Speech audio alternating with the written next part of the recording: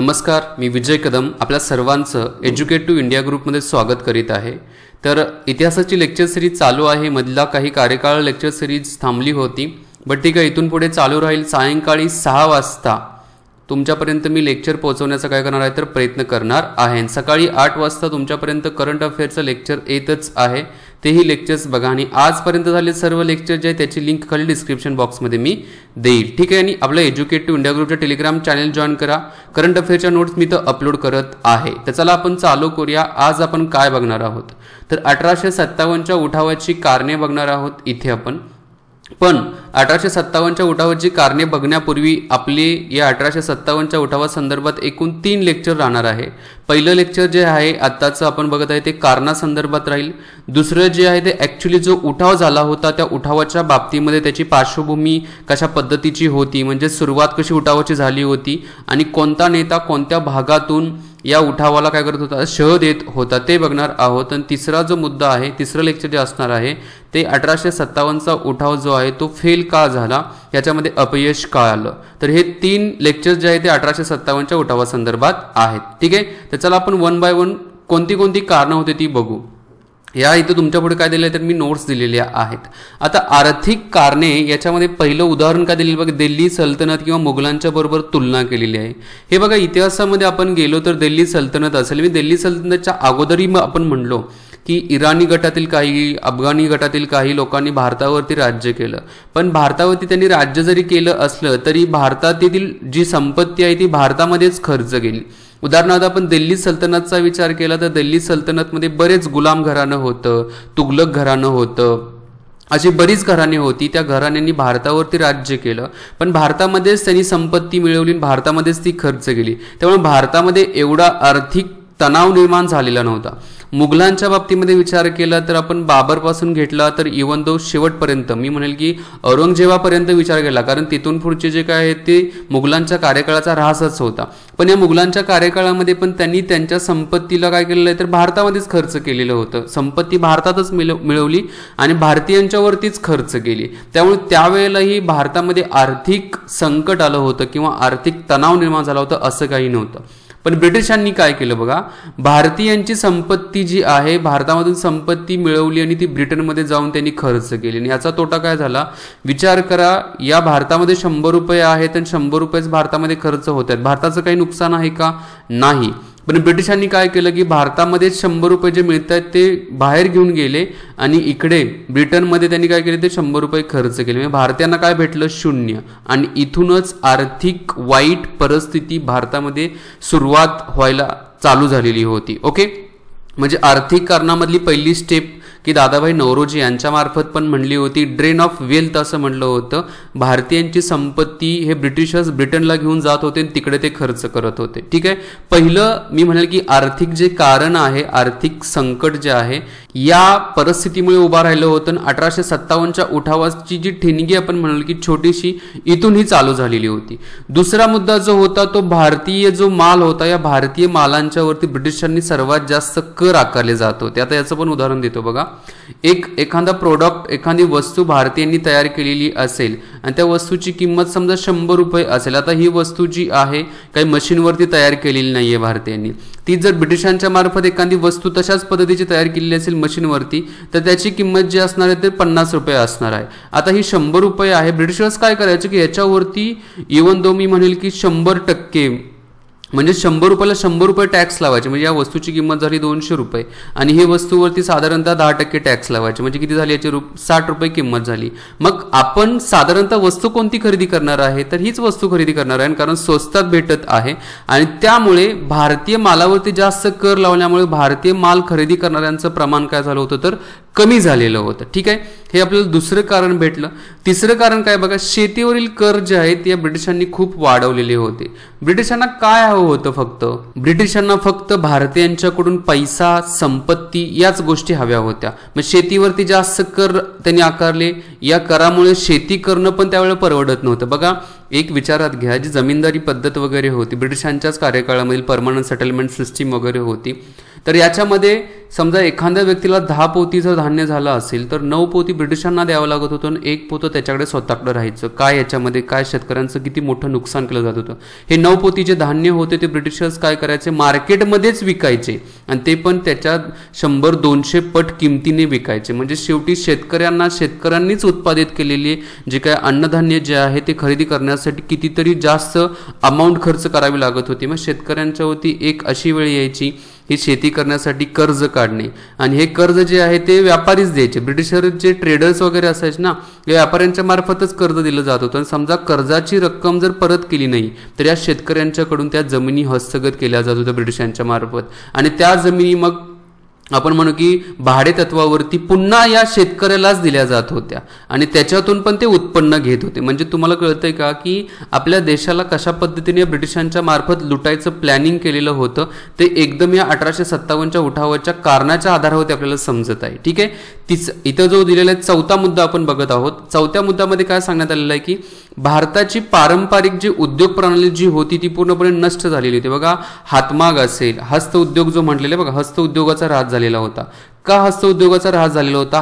हातमागाच्या आधारावरती कापसाचे रूपांतर कापडामध्ये केलं जातं. बघा, मलमलचे कापड वगैरे इतिहासामध्ये तुम्ही वाचलं असेल, तुम्हाला माहिती असेल ते मलमलचे कापड.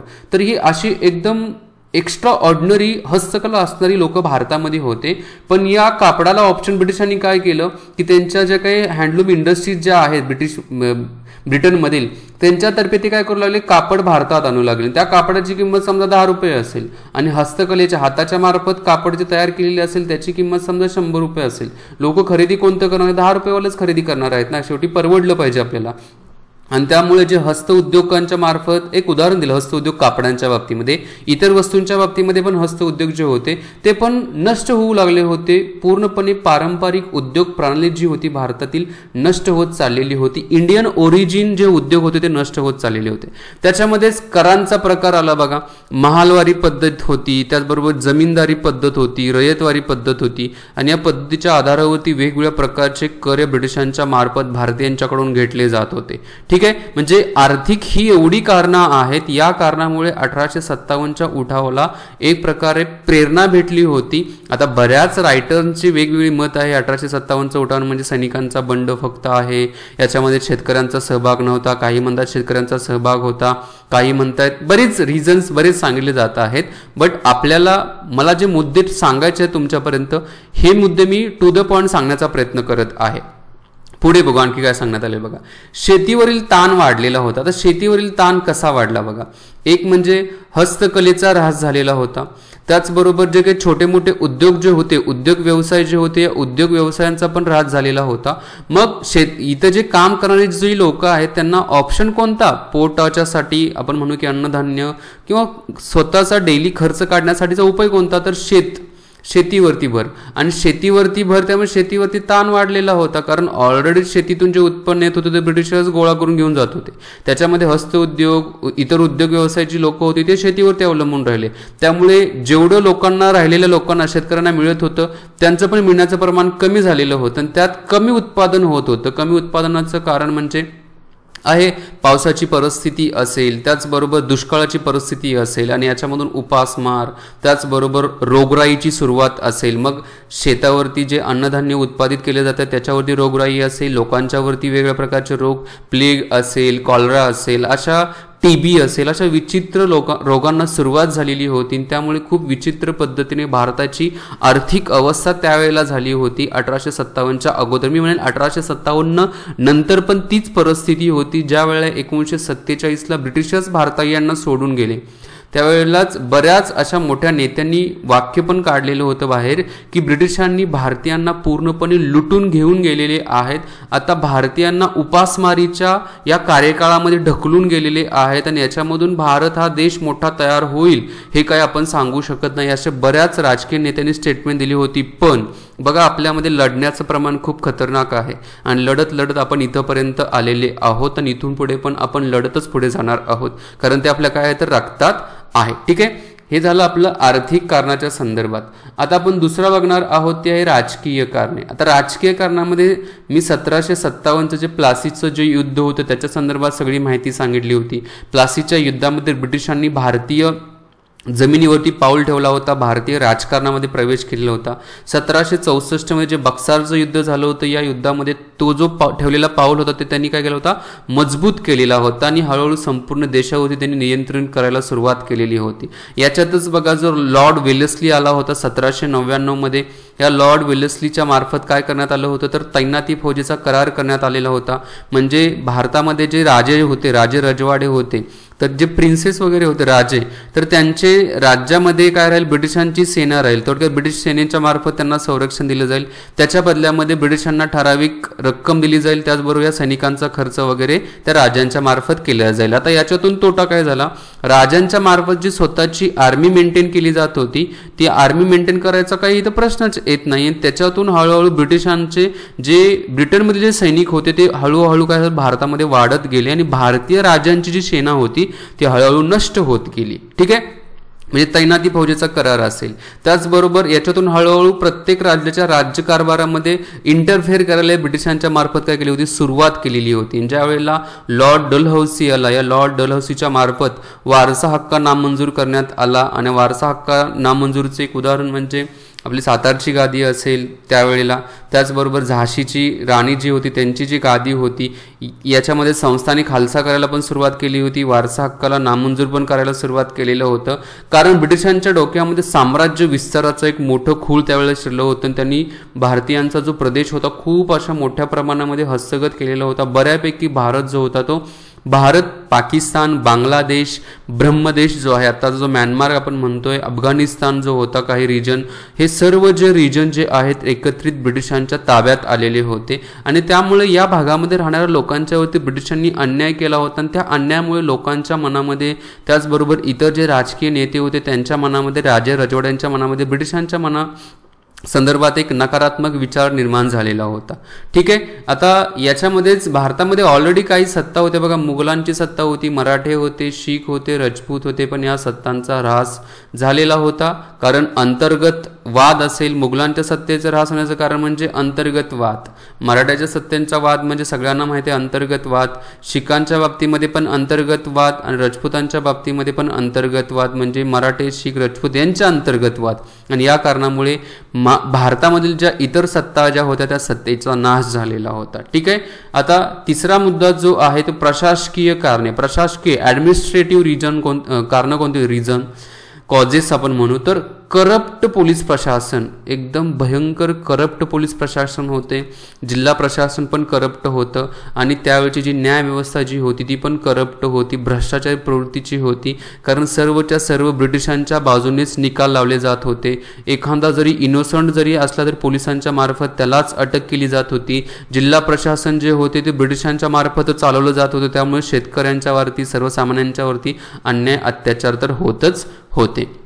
चौथा जे कारण आहे 1857च्या उठावाचं, धार्मिक आणि सामाजिक कारण, रंगभेद केला जात होता. बघा, काळा गोरा भेदभाव केला जात होता आणि हा भेदभाव जो आहे ब्रिटिशांचा खूप आपण म्हणू अतिउच्च असायचा. मग कोणत्याही प्रकारच्या रोजगारामध्ये, त्याचबरोबर कोणत्याही प्रकारच्या देवाणघेवाणीमध्ये काळा आणि गोरा भेदभाव त्यांच्या मार्फत केला जात होता. त्याचबरोबर या ख्रिश्चन मिशनरी ज्या आलेल्या होत्या, या ख्रिश्चन मिशनरीजींनी काय केलं होतं तर त्यांचा जो ख्रिश्चन धर्म जो आहे त्यावेळेला भारतामध्ये पसरायला सुरुवात केलेली होती आणि त्या आधारावरती ख्रिश्चन धर्माला पूर्ण जगामध्ये पसरण्याचं एक त्यांचं ध्येय होतं. ते ध्येय साध्य करायला सुरुवात केली होती आणि याचा तोटा भारतामधील जे त्यावेळेचे जे ओरिजिन धर्म होते, हिंदू धर्म असेल, मुस्लिम असेल, बौद्ध असेल, जैन धर्म असेल, तर त्या लोकांना धर्मांतर करण्यासाठी काय केली होती तर मान्यता दिलेली होती या ब्रिटिशांच्या मार्फत. आणि धर्मांतर करणे हे भारतामधील जे धर्म होते त्या धर्मांच्या विरोधात होते. म्हणजे याच्यामुळेच धार्मिक भावना ज्या होत्या भारतीयांच्या त्या पण कुठेतरी दुखावल्या गेलेल्या होत्या. सतीप्रथा, आता ह्या थोड्या चांगल्या सुधारणा ब्रिटिशांच्या बाबतीमध्ये. सतीप्रथा जी होती ती बंद केलेली होती. 1828चा कायदा होता बघ, सतीप्रथेच्या बाबतीमध्ये करण्यात आले होता. राजाराम मोहन रॉय यांच्या मार्फत, यांच्या मदतीने आपण म्हणू, विल्यम बेंटिक यांच्या मदतीने करण्यात आलेला होता. हे ब्रिटिशांच्या मार्फत एक केलेलं चांगलं कार्य होतं. त्याचबरोबर विधवा पुनर्विवाहाचा जो कायदा होता 1856 मधला हा विधवा पुनर्विवाहाचा जो कायदा होता हाही खूप चांगला कायदा होता. त्यामुळे विधवा ज्या महिला असतील त्यांचा पुनर्विवाह केला जात होता. सतीप्रथा बंद केली होती. महिला शिक्षणाला पण त्यांनी काय केलं होतं तर प्रमोट केलेलं होतं. ही 3 जी आहेत ब्रिटिशांची चांगली कारणं म्हणजे आपण म्हणू, पण चांगल्या गोष्टी होत्या, पण त्यावेळेच्या भारतीयांच्या दृष्टिकोनातून त्यांच्या धर्माच्या बाबतीमध्ये, त्यांच्या समाज व्यवस्थेच्या बाबतीमध्ये हा केलेला मध्यस्थच होता आणि त्यावेळेचे जे भारतीय होते ते नाराजच झालेले होते. नेक्स्ट महत्त्वाचा जो मुद्दा आहे तो सैनिकांच्या मधील असंतोष. आता सैनिकांच्या मध्ये असंतोष, त्यावेळच्या सैनिकांनी कानामध्ये कुंडले घालायचे नाहीत, त्याचबरोबर आपण म्हणून कपाळाला वगैरे गंध वगैरे लावायचा नाहीये, गळ्यामध्ये जानवा वगैरे घालायच्या नाही, ज्या धार्मिक वस्तू आहेत त्या धार्मिक वस्तू ज्या आहेत त्या परिधान करायचा नाहीये. त्यामुळे सैनिकांच्या मध्ये एक असंतोषाला सुरुवात झाली होती. समुद्र यात्रा करणे हे हिंदू धर्मामध्ये त्यावेळेला अपवित्र मानलं जात होतं, धर्माच्या विरोधात मानलं जात होतं, पण समुद्र यात्रा करायला लावली जात होती सैनिकांना या ब्रिटिशांच्या मार्फत. आणि इथंही काळा आणि गोरा भेदभाव केला जात होता. म्हणजे भारतीय सैनिक जे होते त्यांना काळा बोलले जात होते आणि जे ब्रिटिशर्स होते त्यांना गोरा बोलले जात होते. त्याचबरोबर परकीय प्रदेशामध्ये समजा एखादी लढाई झाली आणि त्या लढाईमध्ये भारतीय सैनिक असतील तर त्यांना परकीय भत्ता वगैरे दिला जात नव्हता. याचं एक उदाहरण म्हणजे बघा पंजाबचा त्याचबरोबर सिंधचा भाग जो होता या भागामध्ये ज्या लढाई झालेला होता हा आता त्यावेळेला परकीय प्रदेश मानला जात होता, पण या सैनिकांना कोणत्याही प्रकारचा परकीय भत्ता दिला गेलेला नाहीये आणि ब्रिटिशांच्या तुलनेमध्ये कमी पगार दिला जात होता भारतीय सैनिकांच्या बाबतीमध्ये. सर्वात महत्त्वाचं जी वरिष्ठ पदं जी होती, वरची जी पदं होती ती पदं भारतीयांना दिली जात नव्हती. त्यामुळे सैनिकांच्या मध्ये असंतोषाची एक ज्वाला आपण म्हणू भडकलेली होती. आणि त्याच्यामध्येच बघा एनफिल्ड जी रॉयल एनफिल्ड जशी आपली बुलेट आहे त्या पद्धतीची त्यावेळेला एनफिल्ड रायफल आलेली होती, एनफिल्ड रायफल. तर या एनफिल्ड रायफलच्या बाबतीमध्ये त्याच्यासाठी जे कारतूस वगैरे वापरले जात होते, गोळ्या वगैरे वापरले जात होते, त्याच्यावरती एक आवरण होतं आणि ते आवरण गायी आणि डुकराच्या मांसाने बनवलेले आहे असं बोललं जात होतं त्यावेळेला. ते दाताने तोडून काढावे लागत होते. त्यामुळे इथं कुठेतरी मुस्लिम हिंदू धर्माच्या ज्या शिकवणी होत्या त्या शिकवणी, त्याचबरोबर हिंदू मुस्लिम धर्माच्या लोकांच्या भावना दुखवल्या गेलेल्या होत्या, सैनिकांच्या भावना दुखवल्या गेलेल्या होत्या. आणि त्याच्यातूनच बघा हे प्रायमरी रिझन जे आहे इथं जे 1857चा उठावाला जे आपण म्हणू की तात्कालीन कारण जे आहे हे कारण आहे एनफिल्ड रायफलवरील जे काही गायी मांस डुकराचे जे मांस लावले जात होते ते दाताने तोडून काढणे म्हणजे धर्मभ्रष्ट करण्याचा ब्रिटिशांचा प्रकार होता आणि त्यामुळेच 1857च्या उठावाला सुरुवात झालेली होती. ठीक आहे, अशा पद्धतीची ही कारणं जी आहेत व्यवस्थित नोट डाऊन करून घ्या. पुढच्या लेक्चरला आपण बघणार आहोत की 1857च्या उठावाची जो टेंटेटिव्ह सुरुवात जी झालेली होती कशा पद्धतीने झालेली होती ती सर्व माहिती आपण पुढच्या लेक्चरला बघणार आहोत. मी तर थांबतो. व्हिडिओ आवडले असेल तर लाईक शेअर आणि सबस्क्राईब नक्कीच करा. जय हिंद, जय महाराष्ट्र, जय भारत, वंदे मातरम.